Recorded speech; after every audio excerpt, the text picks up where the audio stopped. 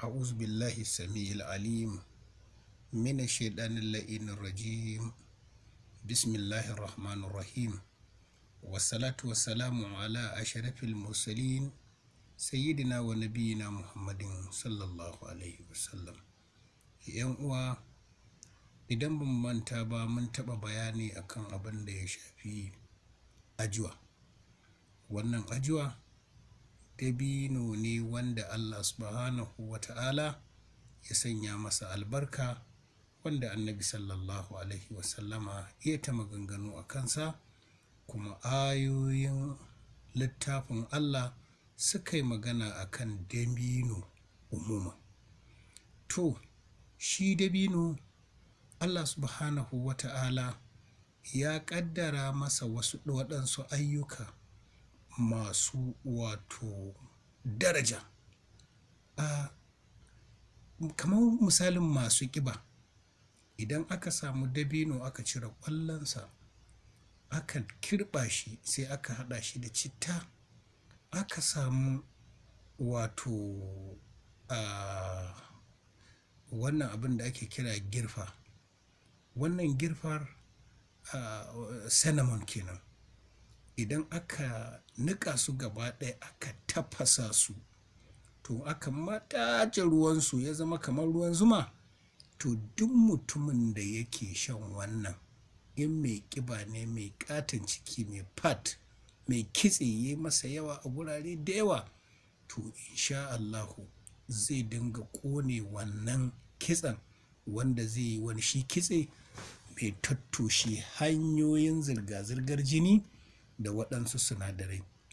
Saboda shi dabino Allah subhanahu wa ta'ala ya sanya masa taƙasiru madatu duhuni, wato ina nufin low fat, ina da ƙarancin sinadarin da ke kawo maiƙo a cikin jikin ɗan adam. Akwai abin da ake kira adipose cells and adipose tissue, wato cells na maiƙo da tissue na maiƙo, to su narkar da su yake ya zama ba sa gudanar da aikinsu kamar yadda za su haifar da mummunar ƙiba. Haka kuma dabino yana da yawan kasaratul madatul hadid, wato yawan sinadari na abin da ya shafi iron. Saboda me? Allah subhanahu wa ta'ala ya ba shi wata daraja wanda zai hana ƙonewar jini, wato anemia. Dalilin da ya zama yake magance anemia ɗin, to shi ne ƙarancin yawan sinadarin iron a cikinsa. Saboda yana da yawan iron a cikinsa. Wannan ainihin iron ɗin to yana hana ƙonewar jini a cikin dabino.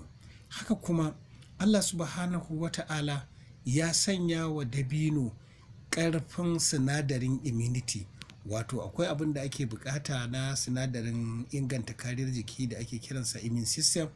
To shi dabino Allah subhanahu wa ta'ala ya ba shi yawan wannan immunity. Wannan immunity ɗin sai Allah subhanahu wa ta'ala ya ƙaddara ƙone cuta ta kansa. Shi dabino in kana cinsa yana magance mafi yawan ƙwayoyin cututtukan kansa, wato kamar leukemia cell, malignant cell and carcinoma cell. Saboda me? Saboda Allah subhanahu wa ta'ala ya sanya masa sinadarin magnesium. Sinadarin magnesium shi ne sinadarin da ya fi kyau na kansa. Allah subhanahu wa ta'ala ya ƙaddara kuma mafi ƙarfin immunity, yana hana tasirin bujirowar ciwoke-ciwoke na abin da ya shafi ciwon kansa. Haka kuma tsakanin ƙarfin haƙori da ƙarfin ƙashi ga waɗanda suka samu ƙarancin ƙarfin ƙashi da ciwon gwiwoyi da rashin ƙarfin haƙori, kai har ma da rashin sha'awa, irin loss of libido ɗin nan, to in Allah ya yarda, Allah ya sanya wa shi ainihin dabino sinadarin phosphorus, sinadarin phosphorus and calcium, shi kuma ina ba da ainihin ƙarfin ƙashi, wanda ake samun calcitonin hormone, alhormonal calcitonin, ruwan calcium Allah ya ba wa dabino calcium, wanda hakan na sanya ƙarfin ƙashi, kuma na sanya ƙarfin haƙori, kuma na dawo da ƙarfin sha'awa ga wanda sha'awa ta ɓace masa. Sannan dabino ya yi containing ɗin vitamin A, wani sinadari da ake samunsa a karas, ake samunsa a hanta, ake samunsa a cikin nonon shanu, madara da sauransu. To Allah ya sanya wa shi dabino wato sinadarin vitamin A a cikinsa, wanda insha Allahu idan abin da ya shafi eye problems ne, bangaren ido, kasan shi ido Allah ya sanya masa sinadarinsa shine wato vitamin A. To in har mutum zai narka dabino ya dinga shan babban cokali, musamman zai kwanta bacci, to Allah da zai kara masa karfin ido saboda mai karfin vitamin A a cikinsa. Haka kuma Allah subhanahu wata'ala ya bawa masu thyroid magani. Dabino yana ba da wato nasara wajen magance ciwon da ake kira thyroid. Akwai hyperthyroidism, akwai hypothyroidism. Wato aka ce hyperthyroidism and hypothyroidism, overactive and underactive, yawan zubar sinadarin calcitonin, iodine, wato melatonin da sauransu yana iya kawo maƙoƙo, ko kuma ƙarancinsu na iya kawo ciwon maƙoƙo. To Allah ya zuba sinadari na phosphorus a cikinsa, wanda shi wannan sinadarin na phosphorus yana ba da gudunmawa wajen magance wannan thyroid ɗin, kuma har ma yana ba da ƙarfin natijar daraja da wasu cells da ake kiransu nerve cells, wato nerve cells wanda suke cikin kwakwalwa. In Allah da matsalar kwakwalwa, idan ana yawan amfani da dabino, to insha Allah za ga an samu sassauci. Shi yasa Annabi sallallahu alaihi wasallama yayi wa musulmai umarni da amfani da shi yayin da aka yi azumi, a ci dabino, a sha ruwa. To ruwan dabino ana narka shi, an tace shi ya zama kyau, a dinga shansa. Insha Allahu yana bawa cells na kwakwalwa wato gudunmawa saboda karfin sinadarin phosphorus a cikinsa. Sannan kuma yana taimakawa wajen magance maƙoƙo, wato ina nufin thyroid.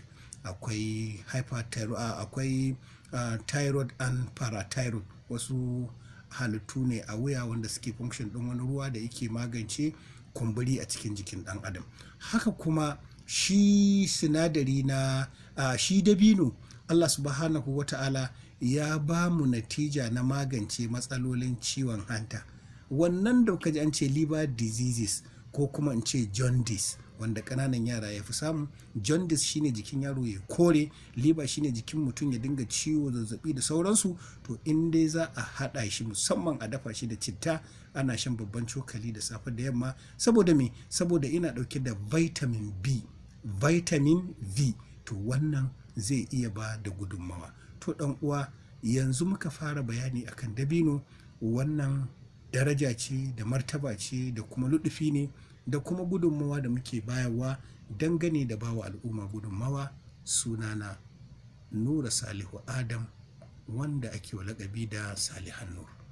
Za ka iya tuntuɓa don neman shawara a nambanmu ta Najeriya, wato 08023110225, ko kuma 08033765825, 33765825, wato 080. Ina yi wa 'yan uwa sallama da fatan wannan aiki da muke na umara, Allah subhanahu wata'ala ya biya mana bukata. Allah subhanahu wata'ala ya sanya mana albarka da alkhairi. Salamu alaikum wa rahmatullahi wa barakatuh.